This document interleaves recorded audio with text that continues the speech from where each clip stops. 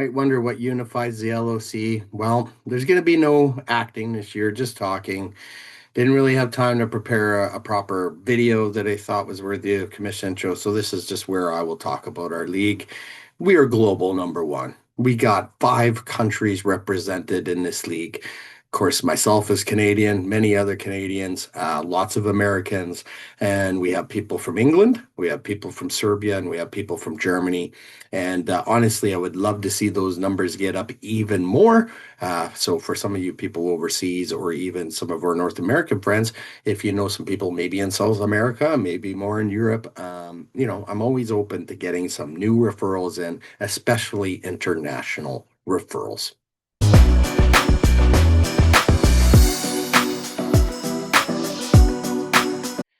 Next, well, what keeps us unified? Well, how about the weekly recaps, everybody? For anyone that was around last year, the weekly recaps were added, and what a difference it made, right? I mean, to wake up every morning after football week is over and to go over the recap of every single league in the format of what happened, it really does unify the tiers. And I do think it unifies also the dynasties. So of course, we added the new dynasty this year, so we are now five leagues in the LOC format. And this year, once again, those weekly recaps will be featured, adding the new dynasty as well.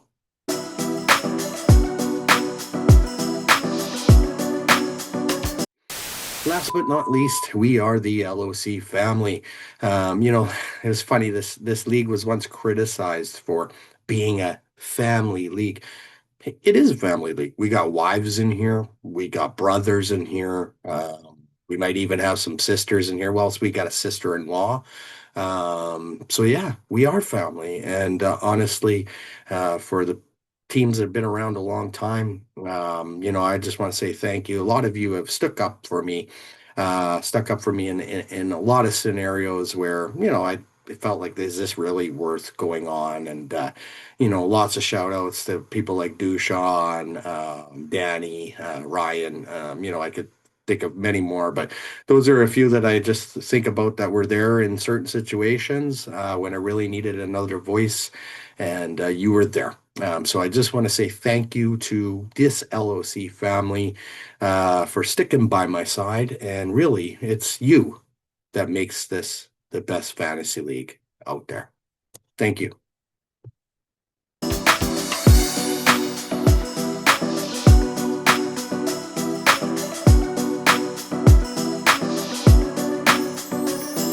few moments later. Hey everyone, guess who's back? It's the commish back here with another draft preview. And this time we got last year's champion, Dushan and Subotica Spartans. What a year it was for you, Dushan. Finally, able to see that success come forward in the Tier 1 format. You've always been a pretty awesome team for the most part. But this year, or I guess I should say last year, it really came together. I'm sure you're probably excited about the Portugal-Croatia matchup coming up here later today. And I know I am as well, and looking forward to watching that one as well. So let's get right into your preview here. I'm going to share your my screen, and we'll get right into it. All right, here we go. Dushan and Subotica Spartans, last year's LOC Tier 1 champion. All right, let's start with the keepers. So, a couple things here. The problem now with keeping Jalen Hurts, like, let's face it, you drafted him that one year, and that worked out in your favor for sure. But the problem now is AJ Brown's out of the picture. So what does that mean now for Jalen Hurts in terms of production, right? Like Devontae Smith is there. That's great. Makai Lemon, the rookie, is there, but you got to think without AJ there, that is going to hurt Jalen Hurts's production. It might lead to more scramble yards possibly. But again, losing AJ Brown is going to be a hit to that offense. No doubt about it. Running back, well, you traded for Derrick Henry last year to help you get that championship, and he did help. There's no doubt about that. And obviously, this guy seems like he's the ageless wonder But you have to think, like, I think at this point for you, you just keep him till he's done, right? And I think he is slowly showing signs of regression. But at the same time, I mean, if you can get touchdowns, solid point production from the guy. Who cares how old he is, right? So I think he's going to be a useful keeper this year. And the beautiful thing is you have a young running back to complement him, right? Bayshell Tootin, the offseason reports on him so far have been glowing. So that's a positive for you, especially since Chris Rodriguez is also there. But Rodriguez hasn't been able to participate in the offseason program, which could mean Tootin is making that impression that he needs to, and maybe he could get the majority of the snaps. Who knows? And then when I look at your wide receivers here, well, Tet McMillan, I mean, I got to swallow my pride. I was wrong on Tet McMillan. I kept saying the guy's going to be a bust. Reason why I thought he might be a bust is really Bryce Young, right? Bryce Young's not a great quarterback. And I do have a feeling that Tet will have a bit of a sophomore slump because I just don't believe in Bryce Young. I don't think he's the answer. If he was the answer, Carolina would have given him the long-term contract already. They're saying one more prove it year. I mean, if you think you have the franchise quarterback, you lock him up. So I think Carolina is going to be one of those teams that have high hopes, and it's going to be a disappointment. Could be wrong again. A lot of Panthers fans in this format, so I'm sure they would love to see me be wrong again. And then you got Brian Thomas. Again, talk about the offseason reports. So far, glowing. Off year last year, but this year, things are starting to come together for Brian Thomas. And what does that mean? Does that mean it's coming together for a future trade to somebody else? Or does he really want to be part of this Jacksonville roster? Then you have to ask yourself, there's a lot of mouths to feed there, right? You got Myers, you got Parker Washington. People are forgetting about Travis Hunter. So Travis Hunter's still there as well and could play receiver as well. And then you got Mr. Reliable, Mr. Mainstay at IDP, and it's Roquan Smith and the Baltimore Ravens at linebacker. Great leader of any defense and a guy that definitely seems to get a lot of tackles. Stewart's a huge Jacksonville fan.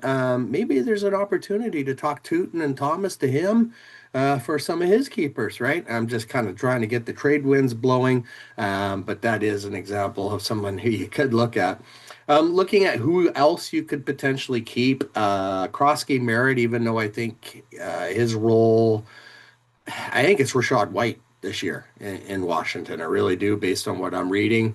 Cortland Sutton, that guy's getting really old, so not sure about him. Michael Pittman could be another option now on a new team. I mean, Kelsey, he's obviously old, right? Linebacker, maybe Patrick Queen. Tyler Shuck could be honestly an option at quarterback instead of Jalen Hurts if you're concerned about the wide receivers this year. So, that's what I see. But ultimately, I think you're probably, fairly good with the keepers that you have. Last year, what a year, right? You finally became champion, and I'm so happy for you, Dushan. You can see you won the championship. You beat me. I mean, again, I made the championship in every tier, and lost in every single championship. And this one hurt the most. 5.21 points was the difference. I made last minute decisions. It cost me, and you always have to tell yourself, don't make that last minute. But then you tell yourself, make that last minute. For you, you did all the right things. You basically blew everyone away to get to the finals, and then we both really didn't have a great finals performance. But you ended up better off. You ended up 10-4 on the year, and your career record is above 500. You can see you're 49-47 in Tier One, which is excellent to see. And of course, it is your eighth year coming up here in the format, which is really cool to see as well. All right. Well, looking at the draft pick scenario, well, you could see here, yeah, going all in to win the championship's always worth it, but it has a cause and an effect. And that cause and an effect, of course, is the fact that you don't have two picks in the first round, one and two. And then you can see you don't pick until 60th overall in round three. So the last pick in round three. The one benefit you do have with finishing first is you get the double up picks, right? So Again, I've always loved that strategy to double up on a position, right? So maybe you're doubling up on wide receiver, doubling up on tight end, IDP, whatever it is. But I think you're going to run things the way you're going to run things. Can't criticize the champion, of course, but that's one thing that I typically do, and I actually love being in that position. You can see you also have no pick in round nine as well. So you're down to 7 picks in the first 10. Not ideal, but definitely not the worst scenario in the league. Looking at rounds 11 to 20, you can see you don't have the round 11 as well. And then you got all your original picks for the rest of the rounds. So 9 picks here in the mid rounds. So if we do the math, 16 picks in the first 20 rounds. So obviously missing 4 picks of what a typical team would have. If we compare that to obviously yesterday's preview with Stewart, not nearly as good as a draft pick situation, of course. And then when we look at the rounds of 21 to 29, well, where do those extra picks show up? Well, of course, they show up here, right? So there's the 4 extra picks. You got 2 additional ones in round 25. You got 1 additional one in round 28. And then you can see in round 29, you also have 1 additional one. And you also have the prestigious honor of picking Mr. Irrelevant at 580. Uh, it truly is probably going to be Mr. Irrelevant at 580. Again, the LOC tier one, there is no one left to pick. So you're definitely going to be picking some flyers probably late, or, maybe just some fringe DL or something. But, we'll see when we get to pick 580, of course. Your first pick, again, you got a bit of a balanced roster there in terms of who you're keeping. So, from my perspective, I think you're likely going to go best available. And looking at where Sleeper's ADP is as of present for pick 60 for you, that could be Gunnar Helm. That could be another Jag, Travis Hunter. He's in that range there for pick 60. Jerry Judy, who I'm definitely not very high on in terms of Cleveland. I think he's there for one more year. They're not dropping him this year because of the cap penalty, but after this year, he's done. So you're going to see Jerry Judy just get phased out, and I think he's going to have an awful year. And then Braylon Allen. I mean, the offseason reports have been good, but this guy's had an injury history. And I can't see him being much more than a goal line back. Clearly, Brees Hall is still going to be the feature back in New York, especially after signing the big contract. So, anyways, I think if he could score a guy like Gunnar Helm, that would be probably pretty good, right? Because you're going to need some tight ends as well on that roster. But time will tell, and who knows who's going to be available at pick 60 come August. And then, of course, the potential storylines. So every poll is going to have, okay, where do we expect this team to finish? Bottom four, consolation, playoff, division, or champion. And looking at bottom four, your lack of draft capital and injuries could potentially put you in the bottom four. There's no doubt about it. Again, when you don't have all the capital and injuries start happening, the depth just isn't there, right? So we'll have to see what happens. Consolation contender, I think this is your most likely outcome. Of course, after people go in the year prior, they usually end up as a consolation contender the next year, or even in some cases, bottom four. So I don't think you're as bad as bottom four, but I could see definitely consolation in your future. Playoff team, again, I don't think it's impossible for you to be a playoff team, but you definitely would likely have to buy a little bit to get into the playoffs. And you have to ask yourself whether or not that's worth it when there's going to be other teams that likely are going to look quite strong this year. Division title, I think the biggest competitors for the crown appear to be too good for a name in Clengy, and I really do think that the division this year, the international division, is between those two teams. Finito has a little bit of a challenging draft pick scenario as well. Swahino, not as much. So Swahino definitely could be a dark horse in there as well, but I think two good keepers are really strong. And your brother, again, strong keepers with more picks. And then champion, well, I'm sure you would love to defend your title, but it's going to be hard to imagine any sort of repeat for you or title defense. Unless, Henry looks like Henry of old. Hertz doesn't struggle with AJ Brown being gone, and Tootin is that guy. I mean, if all those things happen, I guess you never know, right? But I just think it is going to be a challenge for you to defend that title.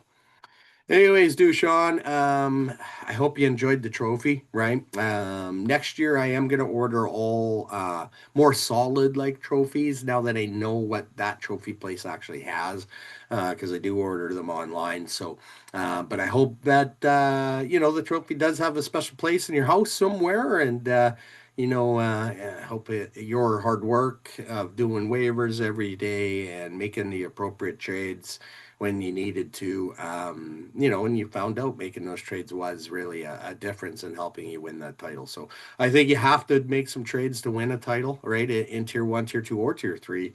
And obviously, you did the right things last year. And I just want to say I appreciate you for always being a supportive brother and someone I could talk to when needed. Have a good year, bro.